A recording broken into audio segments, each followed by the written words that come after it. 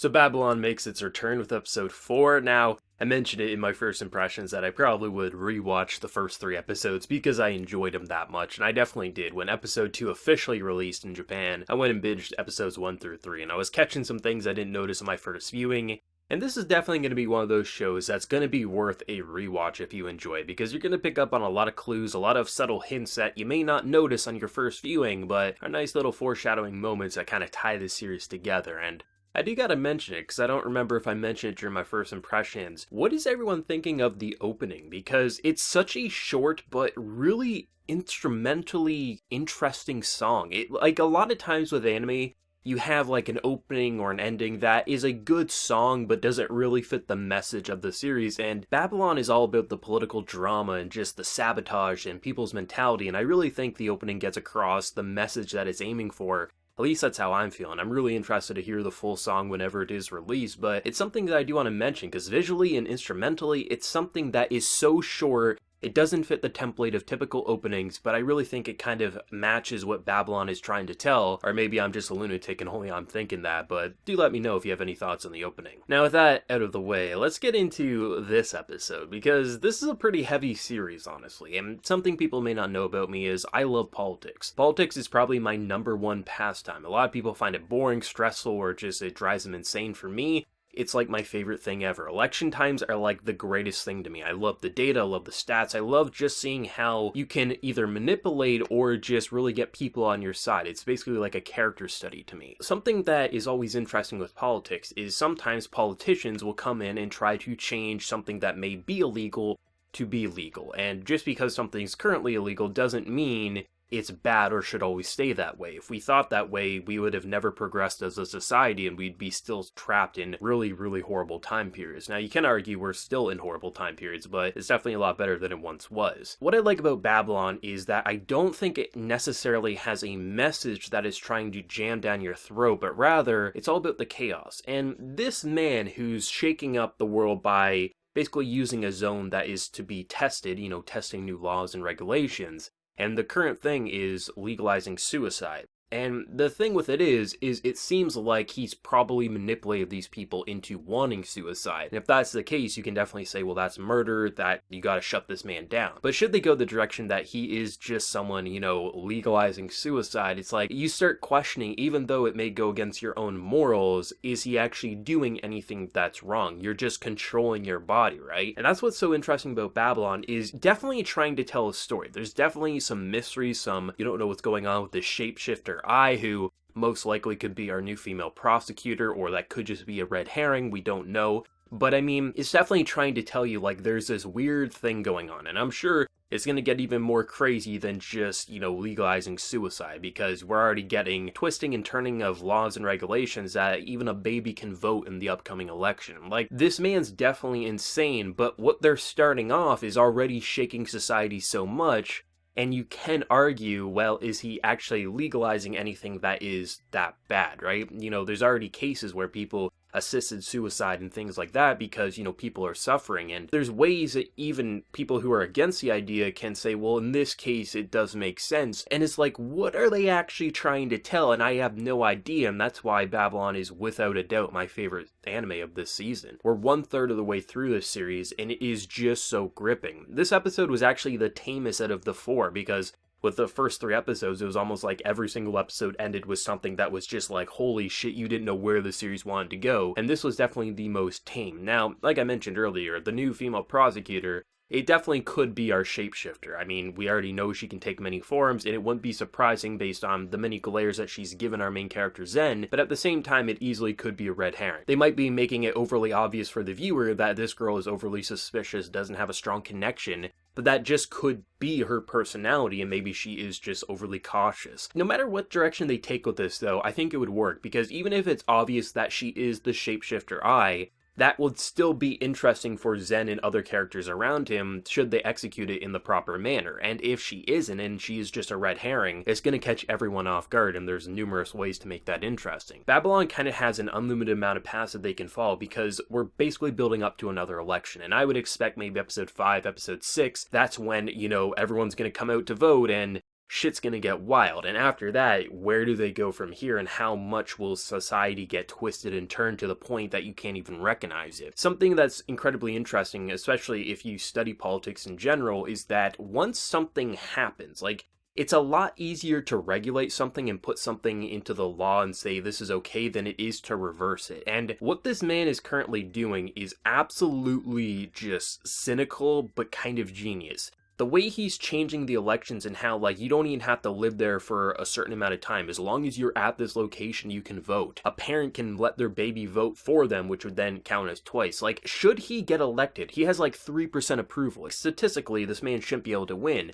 But the way he's twisting and turning this area, he could easily win. And should he win, it's going to be a lot harder for him to be pushed out of power. Like, that's what's super interesting about this story to me. And maybe it won't be if you're not as interested in politics like myself, but that's what's so crazy about this story. I'm sure there's going to be a lot of people who are going to, like, look at some of the laws and how they are and going to say this doesn't make any sense, but it kind of does. A lot of what's happening here, it does make sense for this story because they've made this world specifically, or this section of this city, specifically to test new laws and regulations, and they obviously didn't take into consideration a madman who would really use it to his advantage, but that's a politician for you. But when it starts off by saying, like, technically what he's done isn't illegal, because he did his homework, he regulated it as he's just legalizing something. It's the same way as legalizing marijuana, legalizing abortion, right? If you're just legalizing something, you're not doing anything wrong. However, should you be saying to people, hey, jump off this building, or getting them all in one location, that's when it starts becoming a little more iffy, and most likely is mass murder. And that's what's interesting, is that they're leading the viewer on as if this man is doing something wrong, but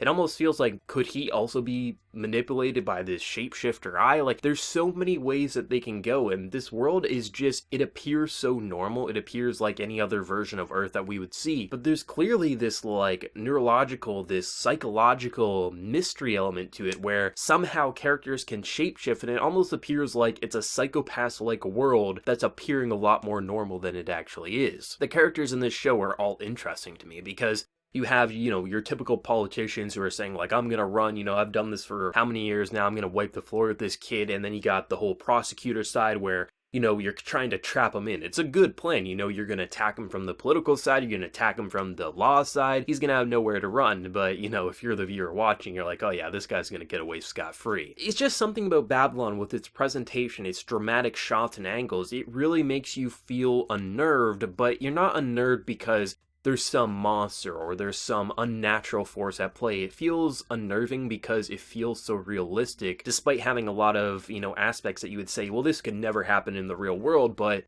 it absolutely could. You could definitely see a society implementing a test zone where they test new laws and regulations, and because it's just a test zone, they don't do their homework and make a constitution, make some form of rules and regulations that someone like this couldn't come into power. This could absolutely happen, which is what makes it so terrifying. And just the way they're going about exploring law, but not actually making it dry and boring, because for someone like me, I'm going the extra mile and looking at it and applying it to the real world, and that's what makes it so fun to me. But people who have no interest in politics or politicians in general would still probably get a kick out of this just because it's such a ride. You think, what's going on with these laws? What's going on with the whole suicide angle? And what's the ultimate outcome? And even if you find that stuff boring, you're probably interested in the whole what's up with this girl who can shape her face. Like, there's so many weird things about this, but it still somehow comes across as realistic. To me, it just kind of feels like the perfect production. It's something that feels almost cinematic despite not feeling cinematic. And what I mean is how, like, the way they get into these characters' heads, the way they'll frame shots at times, the way they'll really make it feel like it's life or death, but at the same time, it almost presents it as a mundane office job. But there's so much at play.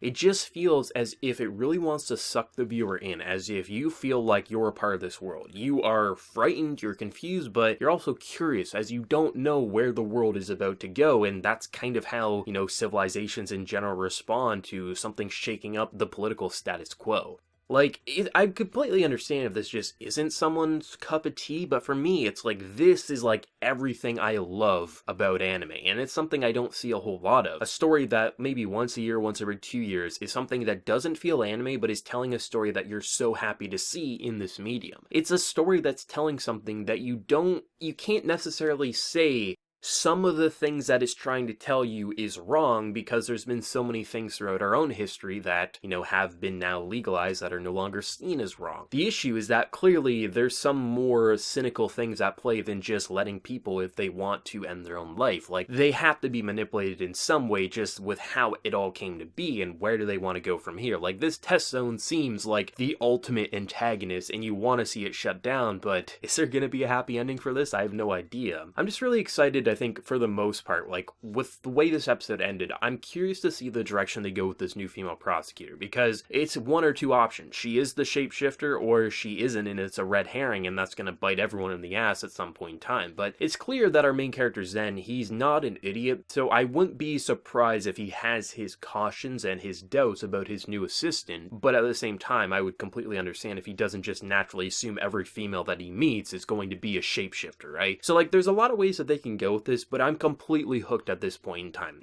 I was pretty confident after 3 episodes, but after seeing episode 4, after it being a few weeks here, I'm still just as enthusiastic, if not a tad bit more. It just feels like the way they get you in the moment, there's a lot of, like, little low but electronic pieces that will eat away the bass, and just, they almost make it feel futuristic, almost cyberpunk at times. It gets you in this moment as if, like, this is a future not too far off from our own, and the way the music just really eats away in the background, but it kind of gets you excited, but it also gets you a little cautious and maybe a little optimistic. It just really, it immerses you. It really does. At least that's how I'm feeling. But this is a show that I hope gets popular, or at the very least a decent amount watch it, because I'd love to discuss this with people throughout the season, because I am loving it. But anyone who checked out episode 4, what did you think of Babylon? Where do you think it's going to go? What do you think about the new female prosecutor? Think it's our old character I, or is it just going to be a girl who's getting roped into something that's going to be absolutely insane? Whatever you're feeling, let me know. Be sure to like the video if you did enjoy, and also hit that subscribe button if you happen to be new. So until next time, everyone, please take care and have a good one.